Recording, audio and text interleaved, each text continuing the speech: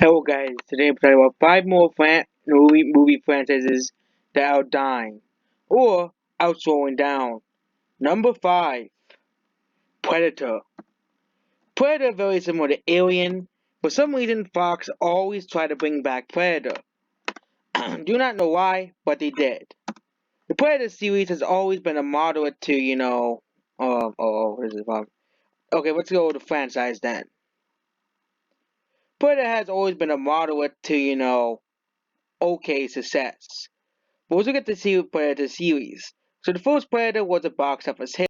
Second one didn't really do too well, but was a sequel. And Predator has been playing hiatus for 20 years, and the absolutely unnecessary film of Predators came out, and it didn't do too well at the box office, but did have a small budget.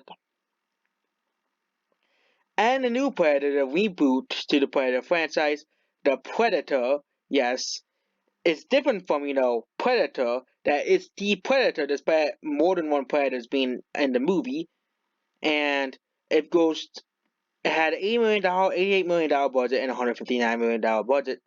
Ghost, I don't think there'll probably be another Predator movie like Alien in the next 10 years. It'll probably underperform as well, because, you can't really go past the first two.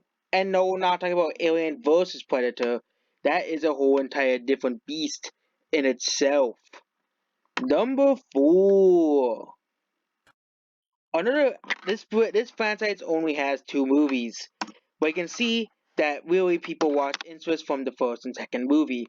Yes, sequels do, of course, decline overall, but Pacific Rim was a very, very promising franchise. The movie didn't do too well domestically, similar to Alita Battle Angel, but this movie was promising. Pacific Rim Uprising came out and it made half the money as the first one. While also going to help that the franchise kind of dropped in quality with the second one as well, which makes Pacific Rim the fourth movie on this list. Number three, Fantastic Beasts. Okay, so Harry Potter was a very, very successful franchise.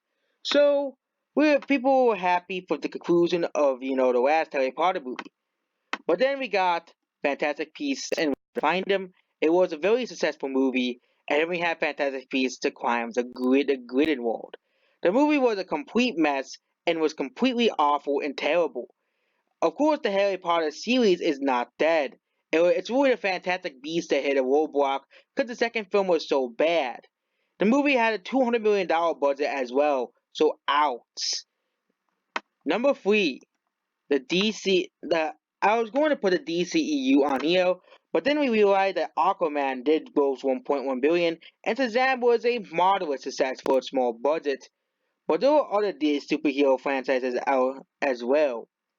No, there are other franchises similar that try to compete. Other comic book franchises out there. We're talking about Men in Black.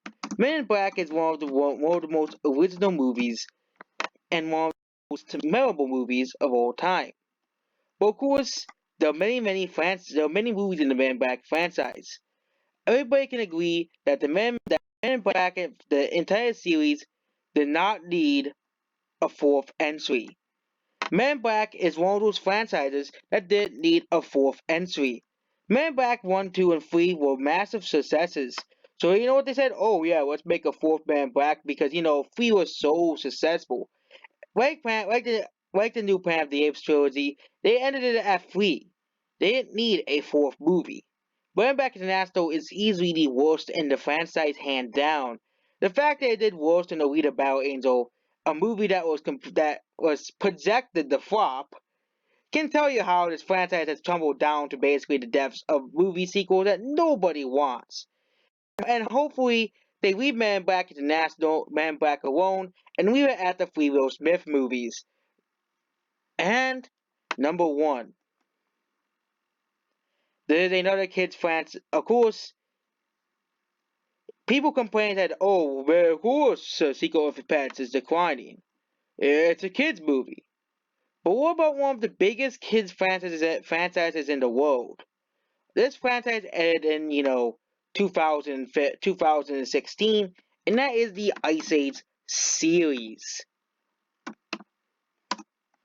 The franchise has done well, actually extremely well for the franchise.